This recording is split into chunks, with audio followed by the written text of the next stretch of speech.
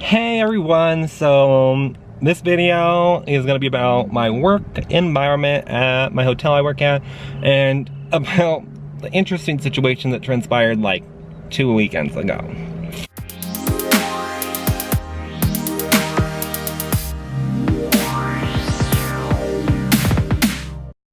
So I got a job last semester working as a night auditor at a hotel here in Las Cruces, and it's been really a nice job. I mean, I just kind of hang out for half of my shift, I make some coffees, and I do some paperwork, and it's just really relaxing. I mean, I help guests and stuff if need be, like if somebody needs plungers, I rent it to them. If they need towels or blankets, I'll take it to them.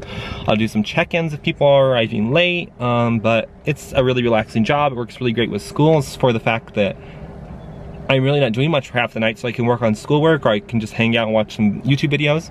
The only thing is it's a night audit position, so I mean I work from 11 at night to 7 in the morning. When I got this job last semester, I started like in October, and I was just doing weekends, Friday, Saturday night.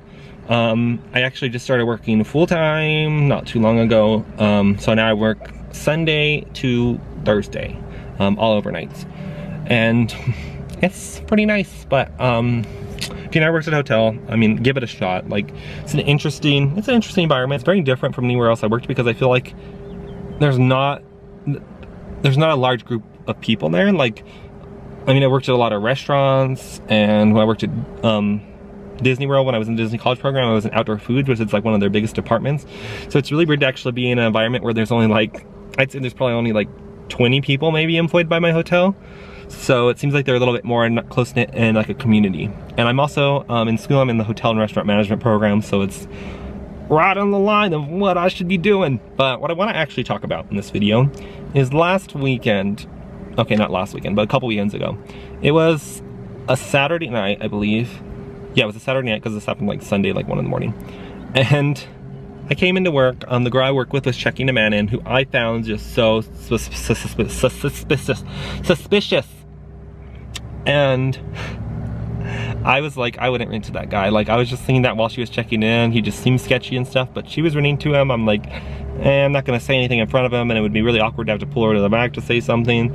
And it's her decision. She's the one checking him in. Well, this guy came down later, and the way our front desk is set up is it's like here, and then there's 2 chairs that like are sitting across from the front desk. He was sitting in one of them, and he was like talking to himself, and he was saying stuff, and he was ranting. And then like the one thing that stood out was like the curtains. I can't close the curtains.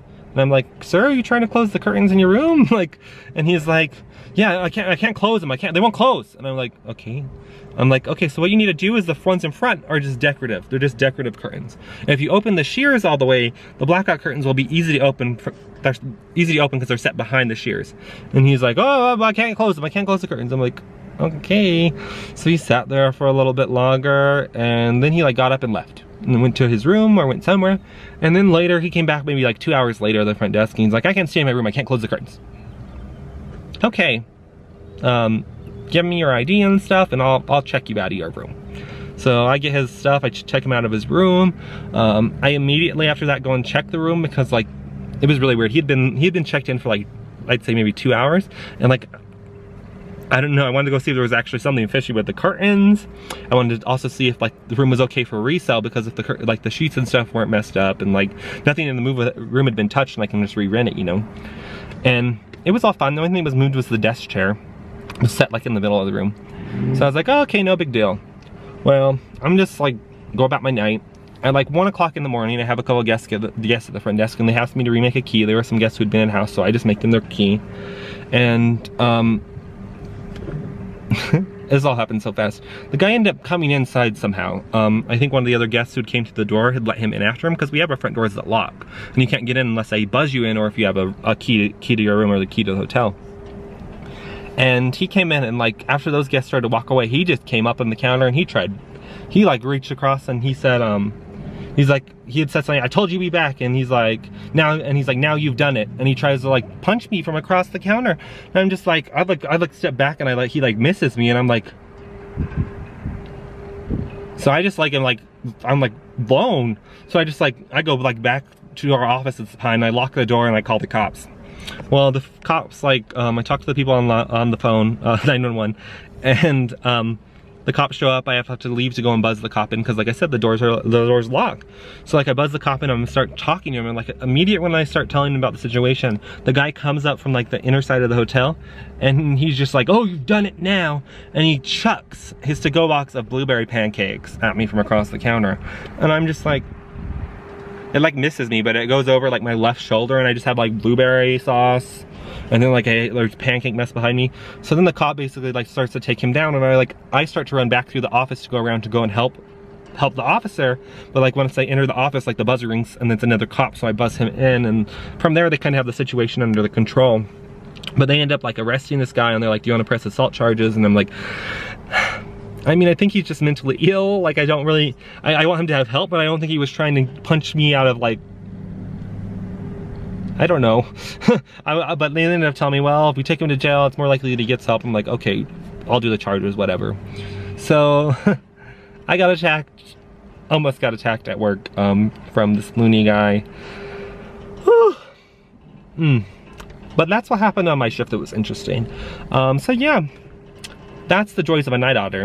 And I actually work at like a nicer hotel, so I just wonder if I was working at something lower budget like a Motel 6, like how often these things would happen compared to where they happen here, because I've had a couple of loonies, but this is the first one that tried to attack me. I had a couple other like ladies who were like really out of it. This one girl was like, she was on meth or something, and she was like sitting at the counter, and at one point she's like just leans across the counter and she's like, what's in there? What's in there? Pointing it on, she's pointing at my pants. I'm like, you know what's in there and I know what's in there, but I know that I'm a homo and you ain't gonna get any, and that you're also a druggie, and I don't play with that. But that happened. I worked Christmas shift and Christmas night. This girl was like really out of it and came in the hotel, and like she was like banging on the glass door, so like I let her in, and like she was just like, my family, they've all just been treating me like shit, and like, how can family treat you like that? And she's just like, I've been walking for 2 hours all the way across town banging on windows. I'm like, are you okay? Like, I don't know if she was just emotionally distressed or just drunk, or because I didn't smell alcohol, but she was something. But then like at the end of it too, she was like trying to flirt with me too, because she's like, I just want a really nerdy guy. She's like, you seem pretty nerdy. She's like, I live in El Paso, you should come sometime and we can just like hang out and get faded and you can stay the night. And I'm like, honey, I don't get faded and I don't like women. But I didn't actually tell her that, but that's what I was thinking. I just was like, fly about it, you know, calm, and just like, oh, okay. So I'd like let her charge her phone, and she ended up calling some guy to pick her up, which thank God it was out of my hair at that point. But guys, y'all viewers need to get a job at a hotel. It's something. Like, interesting stories, guys. I mean, I have interesting stories from everywhere I've worked, but these are next level. But if you like this video, please share it, subscribe to me. If you didn't like it, leave a comment down below. Tell me how fucking fugly I look, or how terrible working in a hotel is, or something. Any kind of feedback will be appreciated. Thanks.